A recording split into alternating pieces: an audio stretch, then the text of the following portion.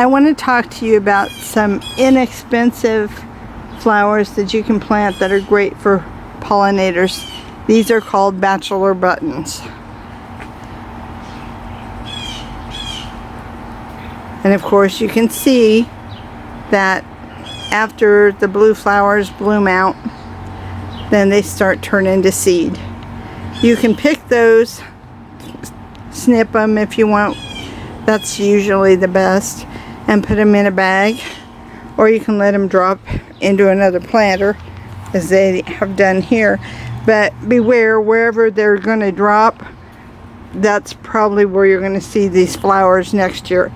I planted them 3 years ago in a seed packet, and I let them go because I had gotten injured. But I like the fact that they brought the pollinators. But after a while they start looking kind of gnarly, and I usually let them go until I don't see too many blue flowers left. And then I'll go through and I will pick these off and I will bag them up.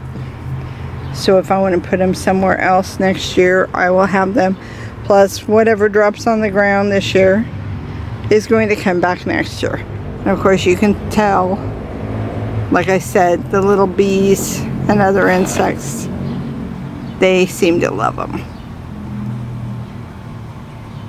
So if you want to get some pollinators in your garden, find a little secure area where you can fence it off. That way it's not spreading all over if you don't want it to. And plant a few bachelor buttons. Let's see if I can get a close-up of him at work without getting stung. I'm allergic to bees and wasps and all those little pollinators, so I try not to get too close.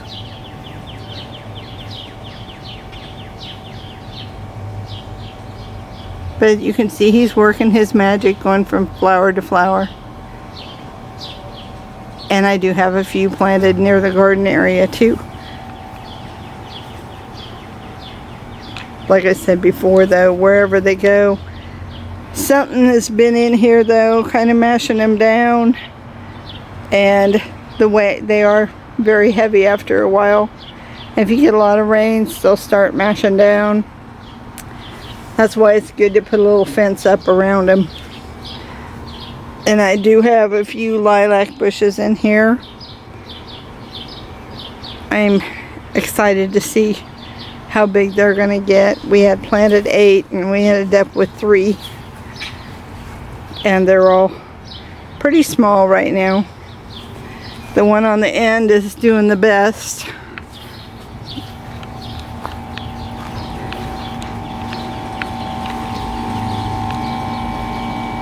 And then we have some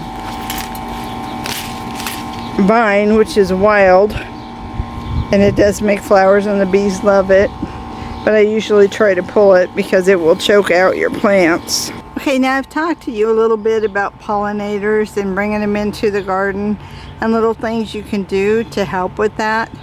Now I'm going to talk to you about a flower that you can plant in the month of June and still have it grow, and that's called a marigold. And I have some that have been growing for a while. Thing about marigolds is sometimes after they flower or you get a lot of rain, they look like this. And so what you can do is gently pick them off of the plant. Leave the rest of your plant if you can, or get some snippers.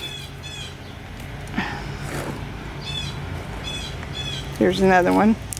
See how they kind of snap off?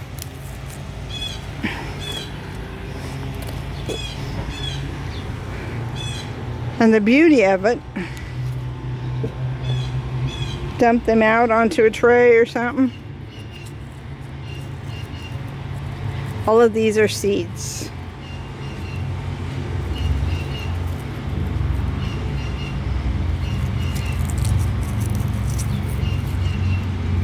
So loosen them up.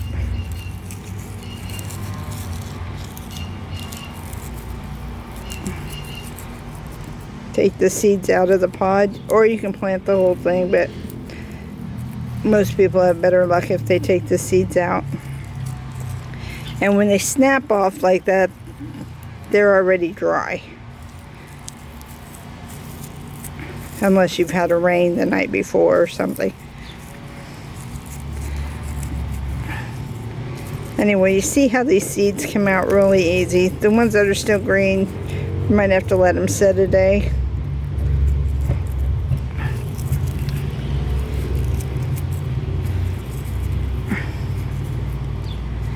But then just drop the seeds onto one of your planters that you have your new dirt in, and then put about 1/4 inch of soil on top and press it down, and then water them and wait for them to grow. And you can do this over and over.